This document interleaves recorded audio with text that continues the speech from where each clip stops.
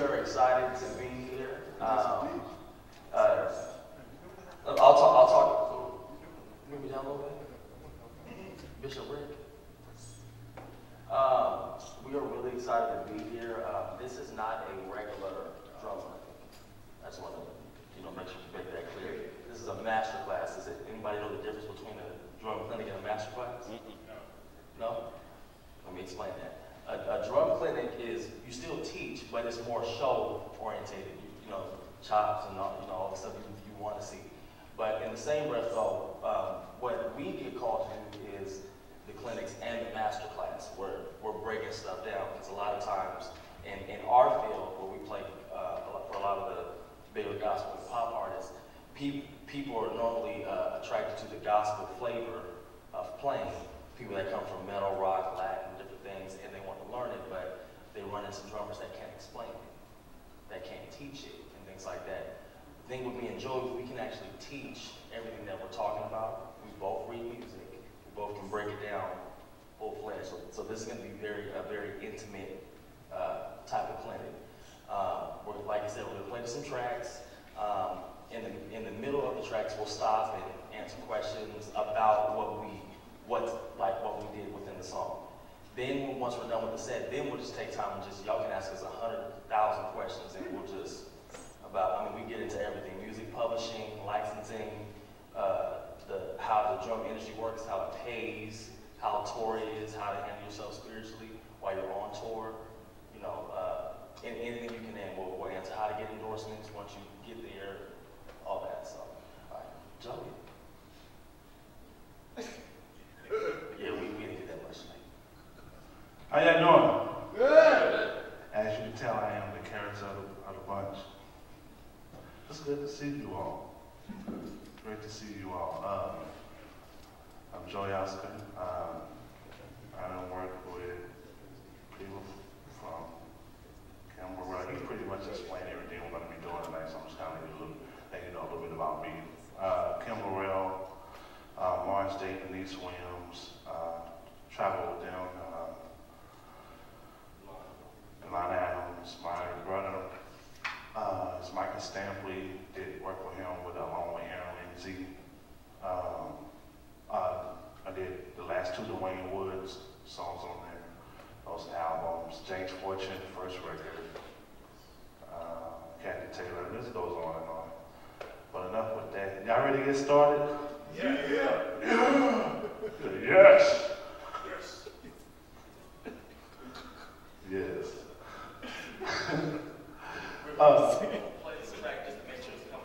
Yeah, let's play the track and make sure that it's coming through the house. Everybody have a fun weekend.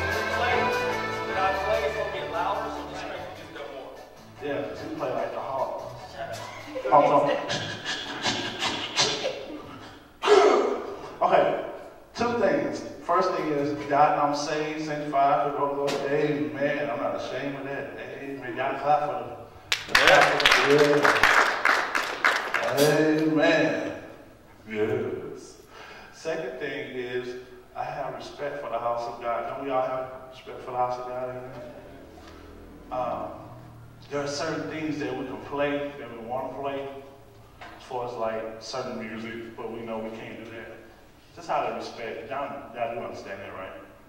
Okay. You know, none of that. Oh, stand like this. All that stuff. There's just certain things we just can't do in church, right? Okay, y'all understand that this is a clinic. You're still gonna get what you need, but just out of respect of the house of God, amen? Yeah. Okay. Thirdly, we have a lot of big giveaways over here, so we're gonna get into that later. So we have some really nice gifts. It was some. How many of y'all been to the NAM show? NAM. You been to NAM on YouTube?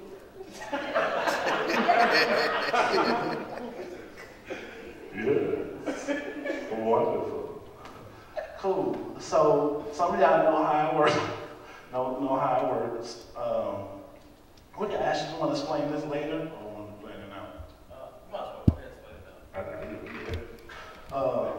Javon's one of my best friends. I'm trying to give up for Javon, dog. I mess with everybody, so this will be a while. If I look at you, I'm gonna mess with you. I mean, don't get offended, because I love everybody.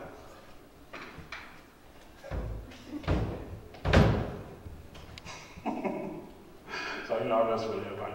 But it's good to have humor, amen? Yeah, it's good to be around good humble musicians. Like to have fun. We just come here all stuck up, sitting in the back of the church. We come in like we join out and go on. What they finna do? They finna kill us. I mean, where's some rolls? Come on, man. What you gonna do? No, I'm still young, but it's just good to fellowship, you know, because I'm a person of fellowship. I'm a people's person. I love people.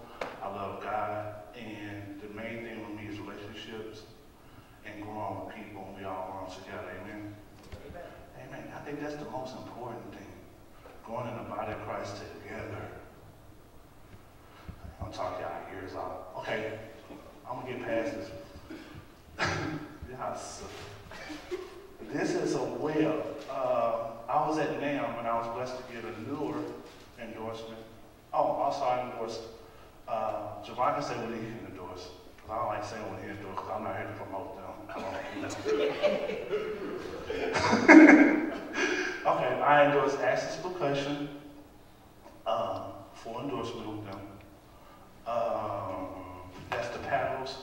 They really do like rock, country, gospel. It's a really diverse paddle, as you can see. It has a lot of gas to it. Sit out. We're not talking about your stuff. No, it's some good. Access Percussion. It's a really great paddle. I'm gonna pass some of these out in brochures. I do have artists. How many of y'all seen those paddles before? Seen those paddles before? I have some things that they sent. Some autographed portraits. We do have. How many of y'all familiar with Kid Porter? Well, we only got 3, so only 3 y'all gonna get them. I just love y'all. That's what I'm talking about. We family.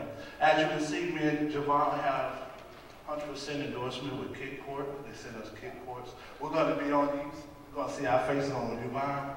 We'll see our faces on there this year. Ain't that a wonderful thing? I'm tired of seeing the same people on the back. No, I'm just playing. We're going to get these away. We have Kickports. We also have my good friend Javon Dawkins. When I tell y'all this stick feels good, y'all. Yeah. No, I'm going to say a little bit, that's it. Because I'm a pro mark guy. No, this is the big first. Y'all have to really try to stay. You can pre-order this, right? You can pre-order these sticks? Yeah. You can pre-order these sticks before you leave. This is a really, really great stick. And it feels great. It's a really great stick. It's from Big First. This is a Javon. I give him a hand. That's a big accomplishment, man. A really, really great stick. Then we have, notice I said that while reading on. I'm going to let you say it. We got that. a stick caddy. Y'all know what a stick caddy is, right? He said, oh yeah, I want that. Take it. I don't do big first.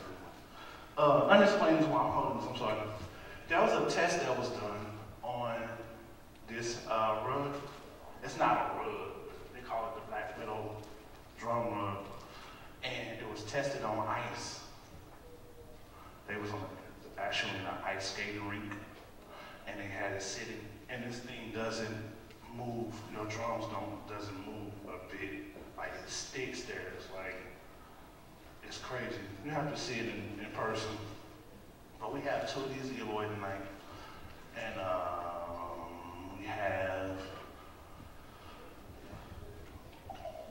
we have some t-shirts from Access Percussion t-shirts. Okay, I'm done with you. That's my portion. Y'all be encouraged. So anyway, today, we're boys, but we have rival endorsements. He's a Pro Mark artist. I'm a Big First artist. Okay, I'll make sure it's not for me. All right. My signature stick comes out in May.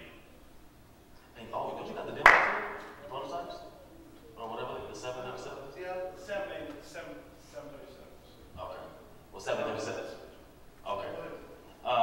Now, the giveaways. Now, let me explain how that works. So the giveaways, we're going to be asking certain questions that relate to drums, and not just drums. It might be like production questions that people can answer.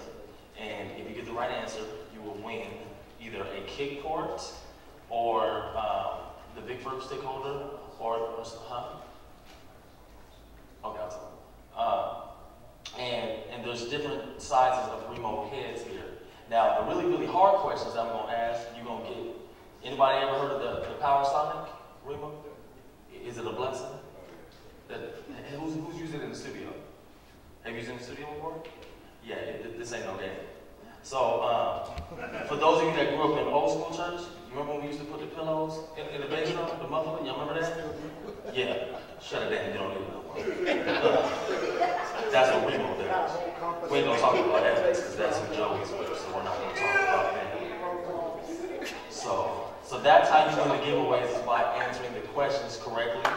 My drumsticks, my signature sticks are normally sold for $16, but because of Chris, they're gonna be sold for $12 today. I apologize because normally I'll have a whole box of them. They're all sold out. I think I only have a pair for myself as of today. All the other sticks in my bag are other Big Fur sizes. So, what'd you say? Yeah, these are expensive giveaways. Teddy and Gordon and Thomas Lang, none of that. We friends with all them. They don't give away this stuff. They so selfish. But anyway, but yeah. So my sticks are $12. So the way it works is we have a form over here, and you just fill out the form, and you put the quantity of how many you want, your address, email address, and all that, and then what I do is I turn it into my A&R rep. He puts the orders in. Sticks are shipped directly to your house. That's simple. Joey Oscar actually has his album. How much is on your album for? 10. Okay. So Joey Oscar has one of his albums here. Are you doing pre-sales on the other album?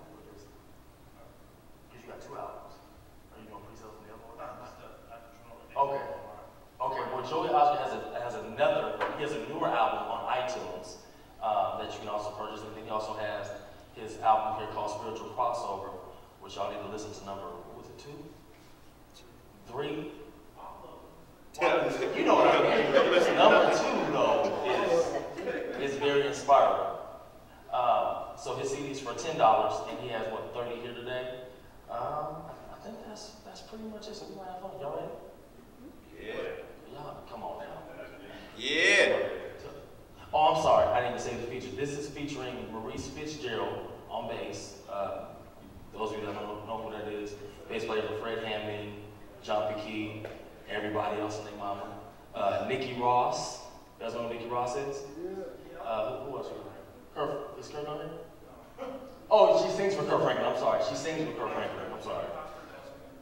And who's the other girl? Nikki Foster from Kurt Carr Singers. Yeah, this is a phenomenal album. We actually bumped this on the way up here. So, all right, okay, let's get started.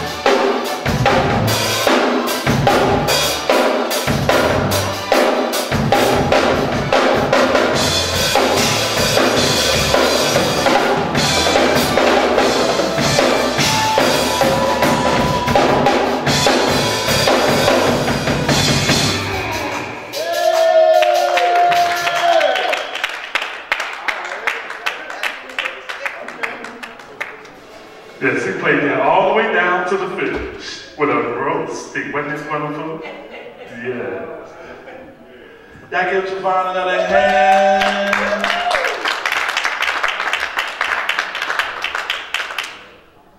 Now, do you all have any questions for him? We have a mic over there. So you need to. Yes, I have a question. How in the world did you do that? Well, first of all, I messed up a lot. I broke a drumstick. That wasn't my signature stick that I played with. That was a Big Perf E stick. That wasn't a Jovan Dawkins A-D. So, but no, any questions about just anything that happened musically within that song? No question? I like that stack cymbal setup over on the right. What is that, an ozone crash with something on top of it? Yeah, that's cool. That's an ozone crash with a 12-inch splash on top. Sounds good. Yeah, thank you. That's actually, a pretty standard stack. He the one that's crazy. He comes up with all these, he's from St. Louis, so they think different. Ricky drumming wise, very talented. He's the stack master. He's the one that come up. I get a lot of my stack situations from him actually. He puts chinas. He ain't got it right now, but he puts a china underneath his hi-hat to give it a more trashier sound. Trash hat. Right. Especially for like I wouldn't say hip hop, but more urban, dirty beat kind of situation. So, but one thing I want to point out is on that particular song. By the way, that was a song that I produced for Jimmy Fisher and the Contagious Praise. It's called I Believe. It'll be out later on this summer.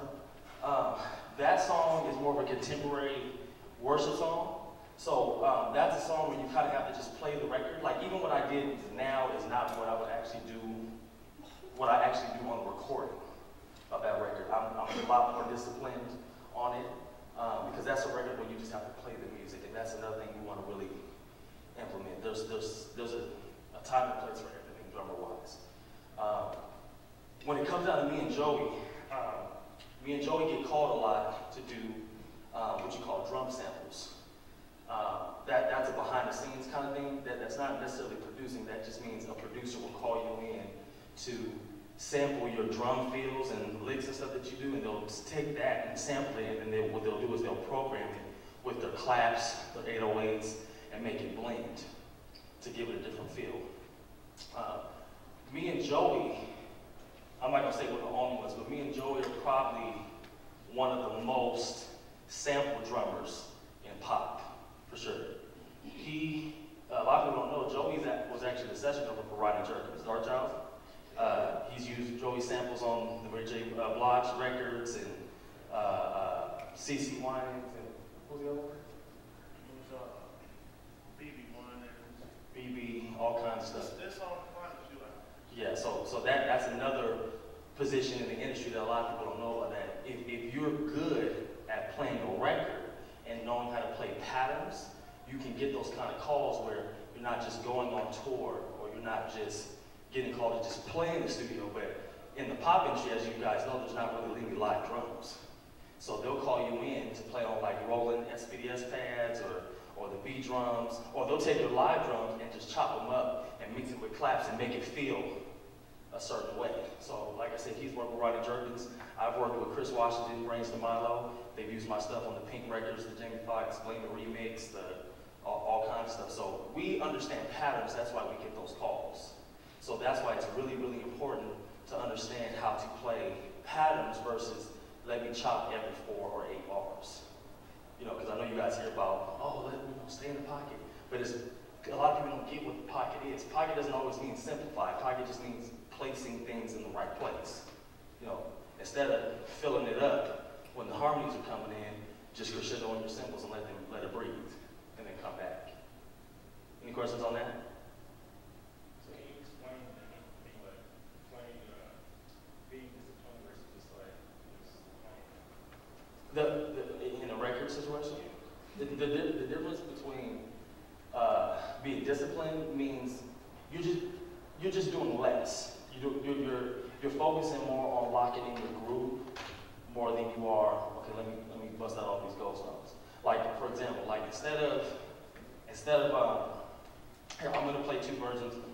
Let me get over here for these drums leaving. They keep moving on. So, yes, keyboard.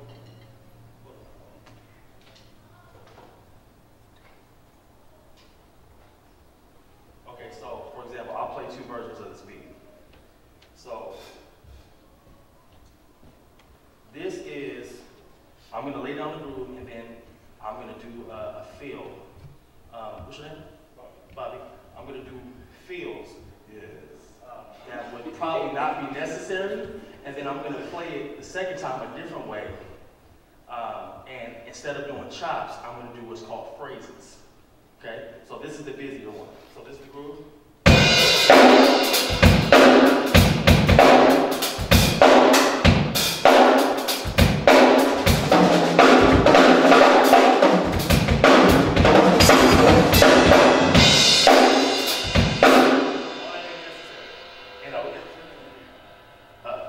That's not necessary. And probably 85% of the younger drummers, I'm not saying I'm old, but the younger drummers, be quiet, BJ. The younger drummers do that. They feel like they got to fill it up. But instead of doing that, breaking it down, going into all that stuff, you can do what's called phrases. Do little stuff to make that groove feel bigger. So instead of doing a lot of stuff with your hands, you might do something with your feet. So for example, I'm going to do a phrase with my foot and change the element of it and use some ghost notes in between instead of chop. Okay? So this is the same groove.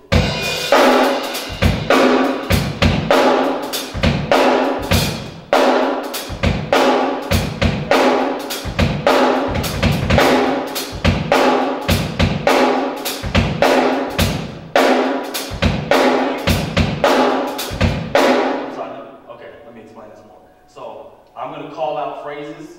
So that I'm going to add that's going to make the groove bigger without doing a lot.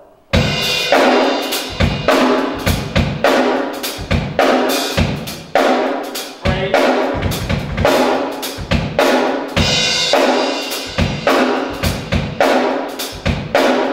Okay, phrase.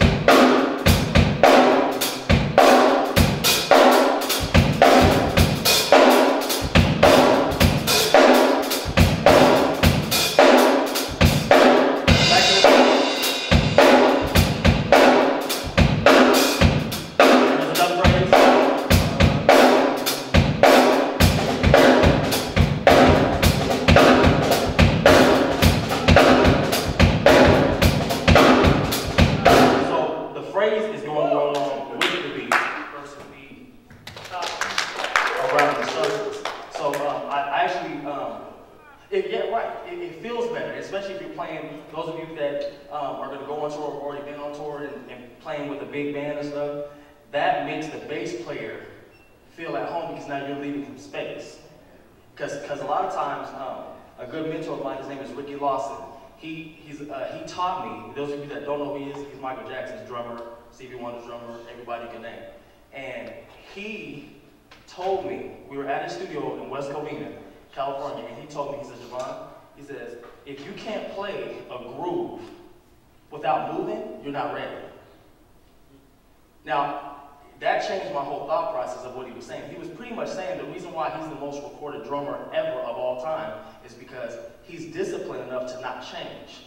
Now, if he does change, he's not going to change with a big, he's not going to do that. He's going to just change little elements to make the groove feel better. When he plays Billie Jean in front of 1.5 million people in the stadium, he doesn't, he don't get to, he can't, it don't even feel right. So what he'll do is he'll do little phrases. So,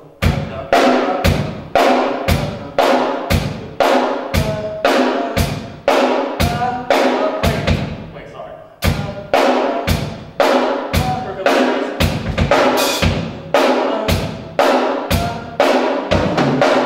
He does little stuff like that, and they play Billie Jean for like 10 minutes when Michael Jackson was on tour.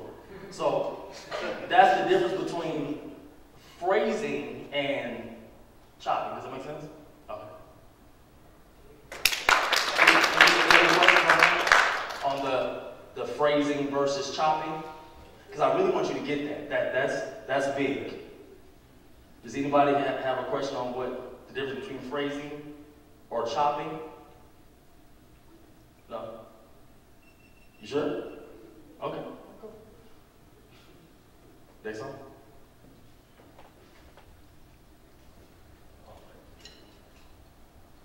Oh, these are Evans hedge. Don't shoot me from the back.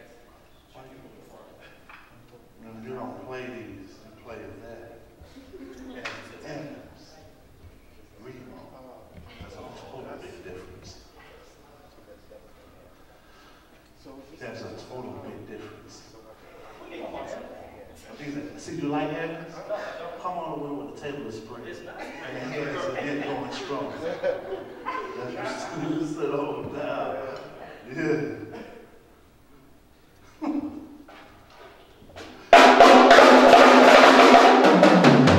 Nice, huh?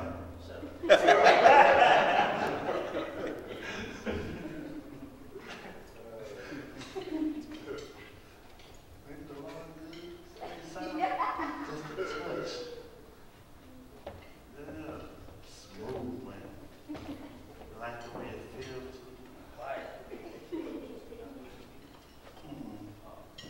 But I'm gonna break those. Peace be still, son. Evans. We like to have fun, y'all. There's no mind. Richard Pryor. Well, that's about one right there. Evans.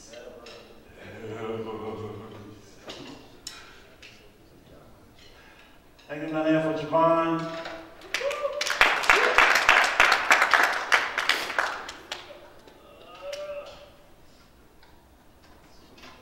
You break your bite. I know. Ain't that funny? Okay, I'll do it. I don't know the last time we called you on this.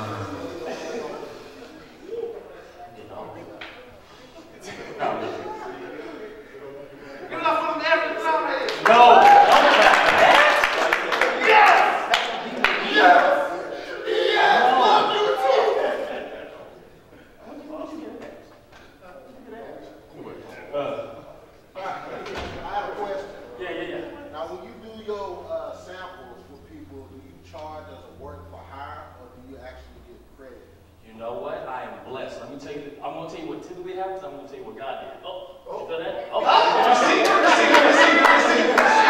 okay, so in a typical session situation, let's say Timberland or Dark Child, or somebody calls you in to do samples for a record, typically it is a work for hire. So I mean, that can range anywhere from $1,500 to, you know, $7,000, $5,000, somewhere in that ballpark. And that's just to play, because you're not the producer, you have no rights, you don't produce nothing. But it just so happens, though, I'm not just a drummer.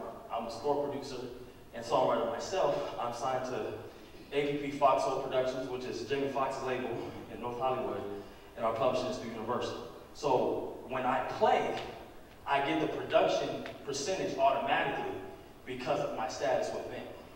So that's to go into the next situation, produce music too. Don't just be a player. Because when you do that, then they'll allow you, especially when they trust you, you've had some records that have done some spins and done some things, they'll trust your opinion. Oh, he didn't just come in and play drums. He came in and said, oh man, if you just flip this melody like this, and then if I play the drum part here, and then you chop it up in the MPC, that's a drum machine for those of you that don't know that, and then, you know, that situation happens. So in my circumstance, I get the advance, advance is if I wrote it, but I get the work fee, and I get royalties every quarter, every time it's played on radio, television, ringtones, just using the movie, all that stuff. So, but in a typical situation, it is a work for hire, typically. But I know guys that have even didn't take a fee, but just asked for publishing in return. That's happened sometimes, but a lot of times in the music industry, just to let you know, publishing is like crack cocaine. It's like they hold on to it. It's like, you know, so just produce, and then then they'll trust your opinion more instead of just being a drummer. So, any questions? Real quick, have you ever had an experience playing live where, like earlier today, where the track either skips, cuts out, or you lose your feed? Do you typically continue on, or does the band stop? What has happened in those situations? What happened, yes, it's happened many of times. What happens is when it stops, thank God we all have good rhythm anyway.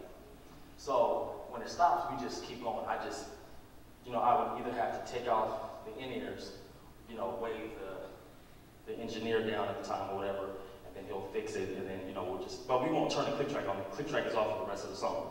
The next song we'll pick back up on it. So no one can really tell that we missed it. You know what I'm saying?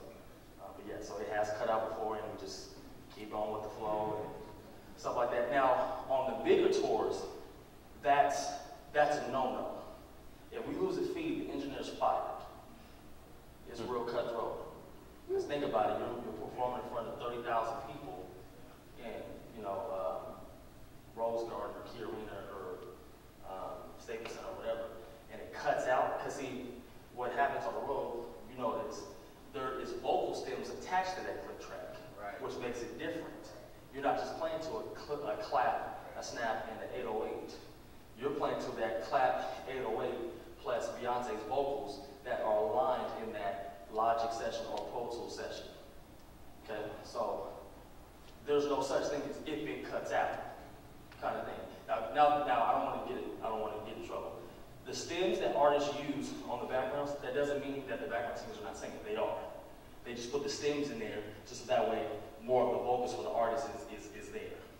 I don't want to get in trouble. So our doctors told us that the background singers can't sing.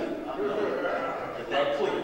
We got a lot of YouTubers right now. So, but yeah, any other questions about certain techniques I use in that song? Well, I have a question. If you're really going, does your hands ever tense up or get tired? That just takes practice more and more to build up the stamina on that point? Because sometimes my hands, my wrists will lock up. Okay. Is that normal? Yeah, it is normal. Because I can't even lie to you and say that over time, it's just going to get better. It will to a certain extent, but I'm going to show you guys some exercises that will help you with that. Because especially when you're playing on the road 3 months at a time or whatever, or even on one song, and you start to get cramped up, there's certain exercises you can do to prevent those things from happening. Because I've been playing for 21 years now. And even now, yeah, it still hurts.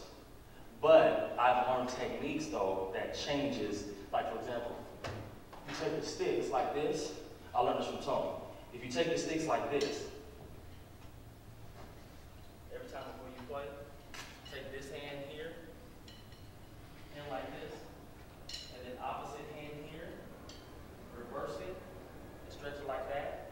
That's stretching your forearm and all the tension in here. So you do that and hold it for a good long stretch, just like as if you're about to play basketball or something, and then same thing vice versa. So from here, hand facing that way, hand facing this way, twist, and then vice versa. Here, here, and that way. That will stretch all this out. Okay. You know some exercises for stretching? Yeah, oh yeah, same thing. Yeah, that really helps. Because I mean, and we get lazy, you know what I'm saying? Drummers, we get lazy. So I have to do better as far as doing that, because if you're on the road, it's torture. Because your hands are all stiff and stuff. And then also, sorry, just hit me. I learned another technique that changed my life last year. I did a master class with Dave Weckler, and he showed me this technique where I was holding my stick all wrong. Okay, so I used to hold my stick like this. Anybody else hold a stick like this? That's pretty standard, right? Especially with anybody who does anything different than this. Thumb points down, right? Release with the clutch, okay? He flipped it. He pretty much, he said, Jay, do this. So now thumb is on the side of the stick versus the top. And now instead of working your wrist so much, working your arm so much, let the stick release on the rebound and pick it up lightly.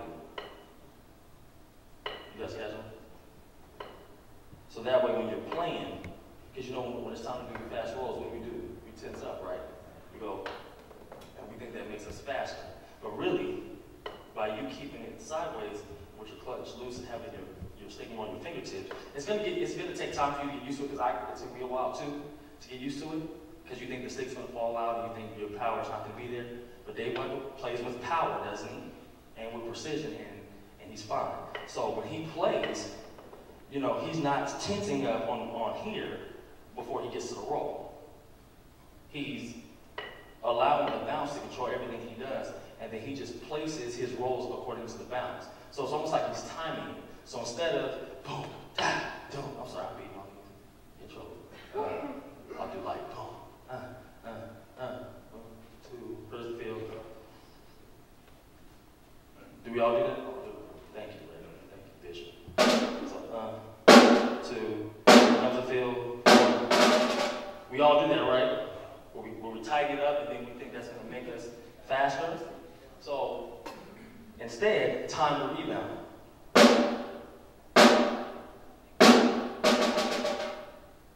You guys catch the difference? I let the stick rebound first. When it came up, then I took off. And now everything's looser now. Hold on, let me show you something. It's a better example.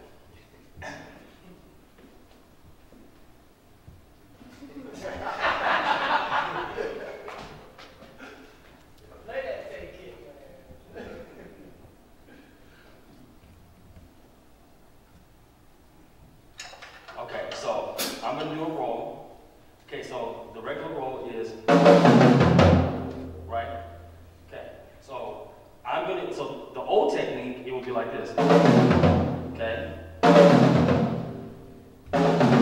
Starting with the right hand. Right, correct. Okay, now, can you guys, man, I kind of want y'all to come here. Come on up to the front. Yeah, y'all, Trust, come up. Come on up.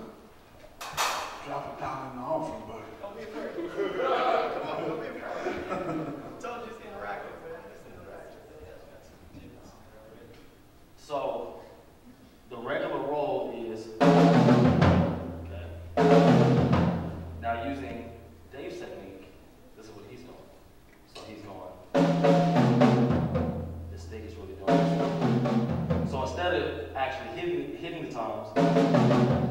you're gonna press forward into the tom and create your roll. So listen to the difference and watch my hands. So I'm not tightening up, I'm not clutching, I'm not doing that. So here's the regular roll, okay? Here's the new roll, okay?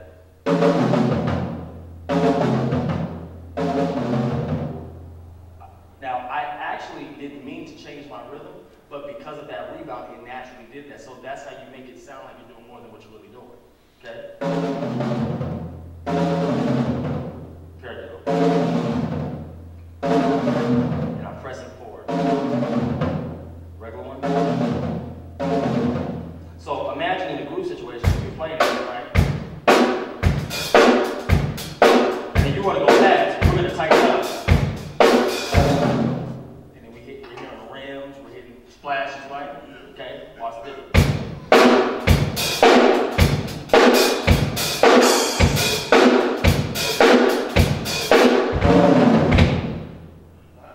Changes everything, right? I'm letting the stick do that rebound, and I'm timing it based off my rebound versus, okay, I'm going to choke you stick, and you're going to do what I say. Instead of doing that, okay?